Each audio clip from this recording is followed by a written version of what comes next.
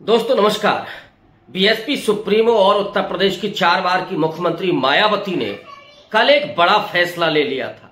उन्होंने आकाश आनंद को national coordinator पद से और अपने उत्तराधिकारी होने के दायित्व से उन्हें मुक्त कर दिया था। उस समय तो लग रहा था कि जैसे आकाश आनंद अब कहीं पृष्ठभूमि में चले जाएंगे, लेकिन कल से लेकर के अब तक जो देखा गया है, चाहे ट्विटर हो या सोशल मीडिया, बेहद इस समय लोकप्रिय हो गए हैं आकाश आनंद। लगातार लोग आकाश आनंद पर टिप्पणी कर रहे हैं, आकाश आनंद के बारे में बात कर रहे हैं, चर्चा कर रहे हैं और इतनी सुर्खियां बटोरी हैं इन 12-18 घंटों के बीच में आकाश आनंद ने कि ये शायद उनको पिछले 2 महीने के भीतर भी नहीं मिले थे।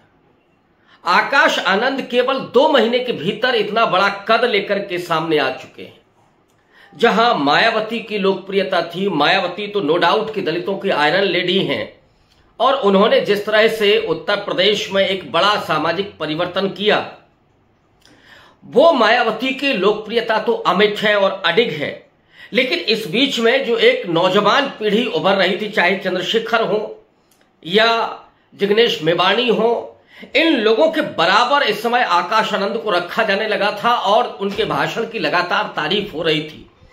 उस भाषण में आप ये कह सकते हैं कि एक ज्यादा तीखा एग्रेशन था, लेकिन आज जिस तरह से इन 10 सालों में दलितों, वंचितों, पिछड़ों और अकलियत समाज की प्रताड़ना हुई है, उस पर जो अत्याचार हुए हैं, जो उनके अधिकारों का हनन हुआ है, उस वजह से लोग बेहद गुस्से में हैं।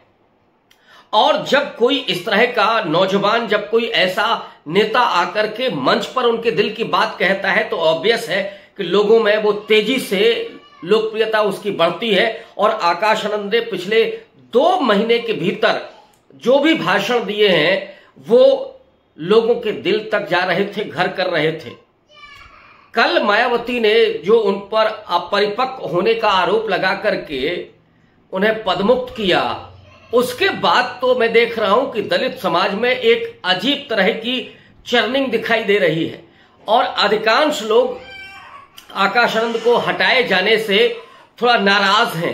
हालांकि बहुत सारे लोगों ने मायावती की प्रशंसा की है कि जिस तरह से उन्होंने जयप्रकाश को हटाया था, इसी तरह की भाषा का इस्तेमाल करने पे लोग कह भी रहे थे कि क्या वो जयप्रकाश की तरह ही अपने भतीजे पर एक्शन लेंगी।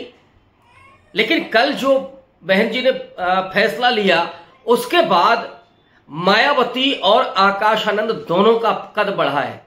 ये अद्भुत है एक ऐसा फैसला। और मैं इसीलिए कई बार मायावती जी के बारे में कहता हूं कि बेहद कुशल रणनीतिकार है। ये जरूर हो सकता है कि उन पर कोई प्रेशर हो, जब बहुत सारे लोग इस बात को कह रहे हैं कि आकाश आनंद चूंकि भारतीय जनता पार्टी पर खुल करके हमला कर रहे थे, सीधे हमला कर रहे थे और यहां तक कह रहे थे कि ये जो गुजरात मॉडल है, ये उत्तर प्रदेश के लोग बर्दाश्त करने वाले नहीं हैं। 12,000 देकर के लाखों को लूटना ये गुजरात मॉडल है, लेकिन यहां का जो दलित है वो बर्दाश्त नहीं करेगा, क्योंकि बाबा साहब के विचारों की चेतना इसके भीतर है। उन्होंने तो मंदिर के बारे में भी टिप्पणी कर दी थी। एक पत्रकार ने जब पूछा कि आप मंदिर जाएंगे, तो आकाश आनंद का सीधे तौर पर कहना था कि हम मंदिर जाकर के क्या करेंगे, मंदिर से हमको क्या लेना देना है, हमारे लिए तो यही मंदिर है। चाहे वो विद्यालय हो या हमारी राजनीति हो, ये हमारे लिए मंदिर है। आज के तारीख में जब हिंदुत्व की राजनीति का, हिंदुत्व की विचारधारा का बोलबाला हो, एक अटैक हो, उस समय ये कहना बेहद महत्वपूर्ण हो जाता है। वो एक दौर अलग था जब कांशीराम जी ने मंदिर और मस्जिद के विवाद के समय कहा था कि वहां पर एक शौचालय बनाया जाए ताकि सार्वजनिक जो सेवा है वो लोगों की मिल सके। बहुत सारे लोगों ने तो ये कहा था कि वहां पर शिक्षण संस्थान बनाया जाए, लेकिन ये कांशीराम ही थे जो ये कह सकते थे कि वहां पर पब्लिक टॉयलेट बनाई जाए। आज आकाश आनंद जिस बात को कह रहे हैं वो शायद थोड़ा सा डिफर करता है कांशीराम जी से, लेकिन बात वो लोगों के दिल की कर रहे हैं कि हमको मंदिर से क्या लेना देना है।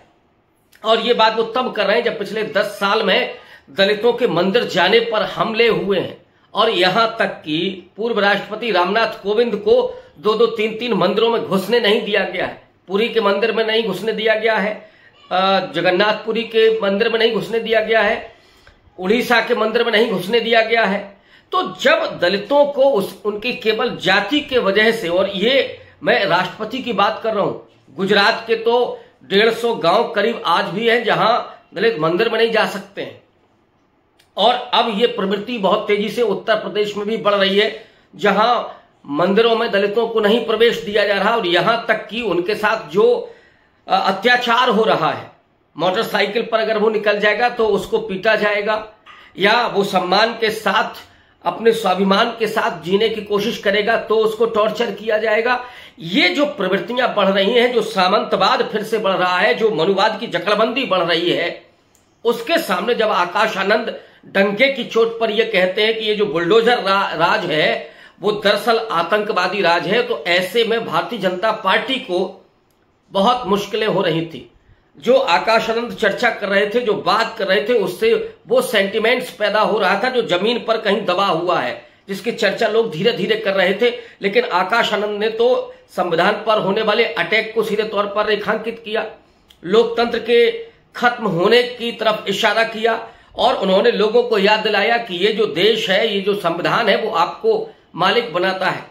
बाबा साहब अंबेडकर की जो आइडियोलॉजी है वो आपको अधिकार संपन्न बनाती है, और इसलिए डरने की जरूरत नहीं है, जूता निकालने की जरूरत है। अगर ये लोग आते हैं वोट मांगने के लिए तो वोट कोई सौदा नहीं है, वोट को बेचना नहीं है, बल्कि अपने अधिकारों के लिए उसका इस्तेमाल करना है। जब आकाश आनंद इस तरह की बात कर रहे हैं तो लोगों को अपील कर रही थी, और यही वजह है कि आकाश आनंद के इन शब्दों को लेकर के हो सकता है कि सरकारी तंत्र पर भी कोई दिक्कत हुई हो। एफआईआर तो हुई उनके खिलाफ, मायावती ने जो उनको विड्रॉ किया, वो एक तरह से मायावती के भी फैसले की सराहना लोग कर रहे हैं, और इधर आकाश आनंद का कुछ भी डैमेज नहीं हुआ है, बल्कि आकाश आनंद की लोकप्रियता बहुत तेजी से इन 12-18 घंटों में दिखाई पड़ी है। और मैं देख रहा हूं लगातार ट्विटर पर वो ट्रेंड कर रहे हैं, कभी पहले नंबर पर, कभी दूसरे नंबर पर, कभी तीसरे नंबर पर, और मुझे लगता है कि ये कंटिन्यू रहने वाला है अभी। और आकाश आनंद की अब प्रतिक्रिया का इंतजार रहेगा कि वो क्या कहते हैं। लेकिन मैं इस बात को समझता हूं कि जिस तरह की राजनीति मायावती करती है, आने वाले वक्त में वो आकाश आनंद को फिर से लेकर के आएंगी, और उसके बाद आकाश आनंद का एक अलग ही कद होगा।